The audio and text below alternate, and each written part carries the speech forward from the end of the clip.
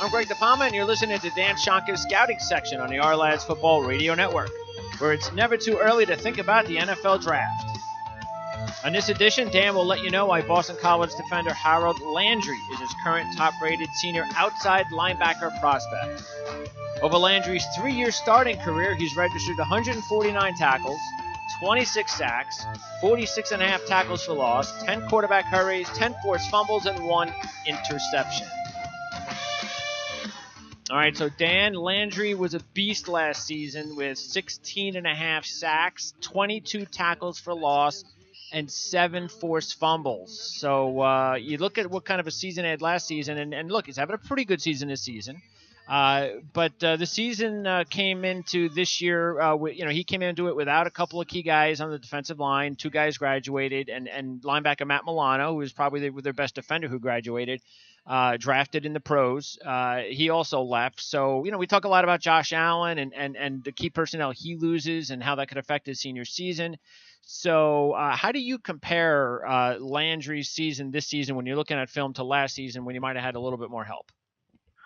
Well, that's true, Greg. If you lose a lot of people around you, and you mentioned Josh Allen, the quarterback out of Wyoming, losing all his receivers and everything, and then of course Sam Darnold's in that same bailiwick. But on the defensive side, Harold Landry is getting some help on the other end. There's another defensive end there named Allen that's bigger. It's only a junior. And actually, he's getting the brunt of a lot of the bulk running plays, and then Landry can run the stuff down from behind. And he's really, like I said, Landry is his big thing is, he's like a gazelle or a cheetah running down, a cheetah running down a gazelle, because when he comes off the line, he's extremely quick.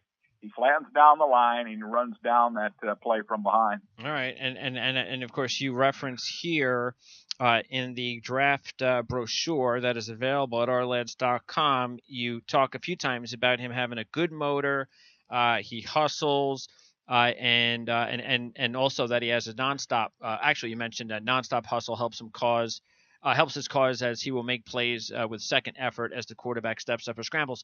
So sometimes that's also an indication that, and it's always good. You always want your players to hustle, but that's also a little bit of an indication that sometimes he might be in on certain tackles just based on cleaning up in some areas that he's not exactly the dominant force on that play. Right, and the thing that he does a nice job of, in fact, I was studying some film on him earlier or just recently, and the thing that you like about him is that he finishes the play. He'll come off the edge, and then an offensive tackle will kind of work him up the field a little bit.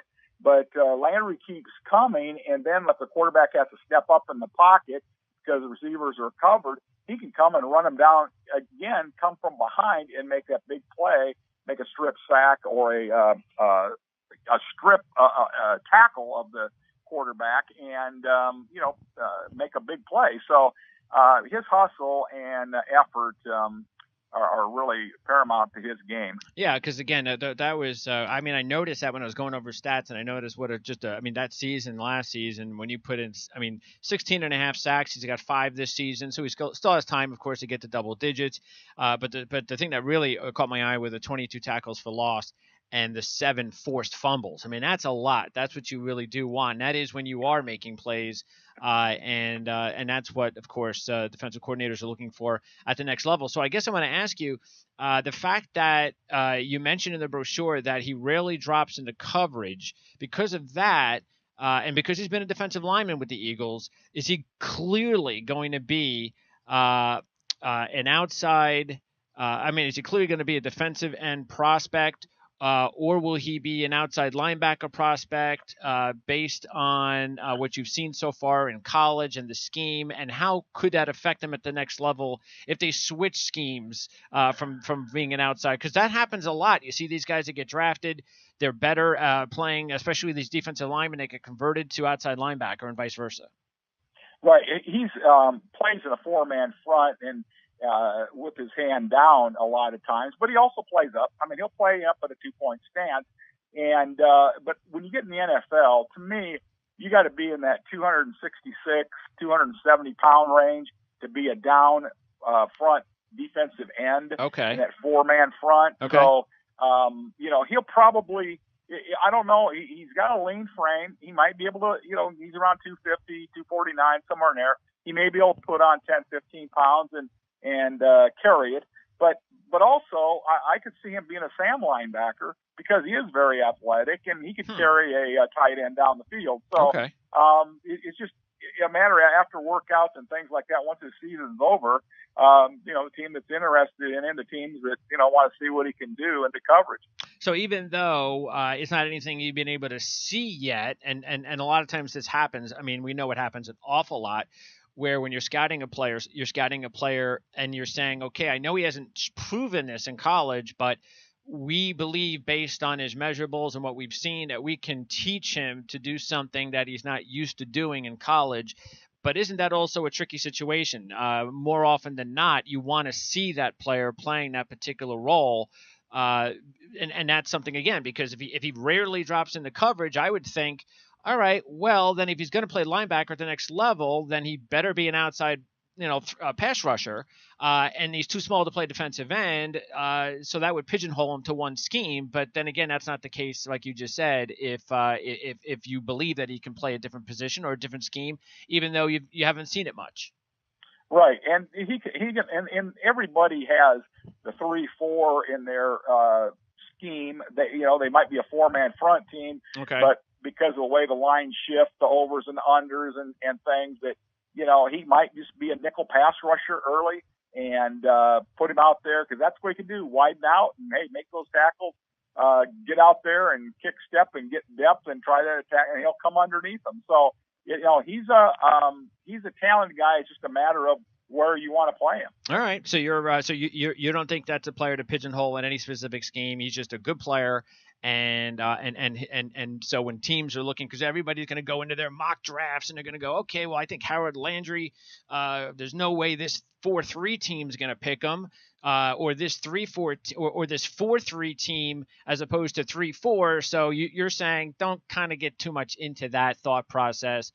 Kid can play, and depending on who the coach is, he's going to dictate whether or not he believes he can play in this game.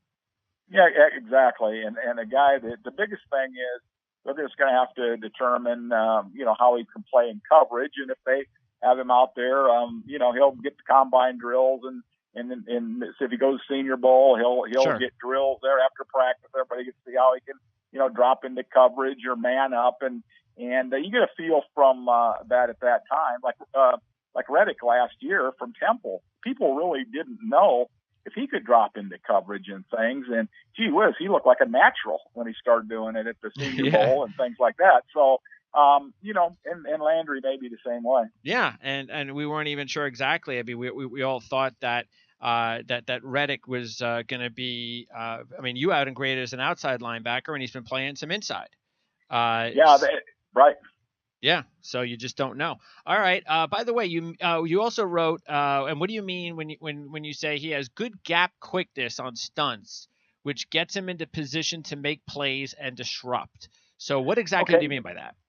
Okay, Greg. Well, say for instance he's lined head up on a tight end, okay, and instead of say outside shade, or he might have an inside shade of that tight end, he's really he can cross that outside leg and shoot across the face of the guy that's supposed to block him, which is a tight end, get in that gap, square up, and make a play. Okay. And he's got excellent lateral quickness and arm strength, and he does play with leverage. He can bend, and that's another thing. It's really important in his position how well he can bend and how flexible he is, and he shows the ability to bend. All right, and then finally, Friday night, big game for Boston College. The BC Eagles will host Florida State. And so it's a big game in Chestnut Hill. Florida State's been struggling. Their offensive line, we talked a lot about that this season. They've been struggling. So what are you looking for from Landry in this game specifically that you want to see him do? Well, I think that they're going to have a tough time blocking him. And my guess is they're going to keep a tight end to that side can help double team, and they'll try to chip him and things. But there's no question about it.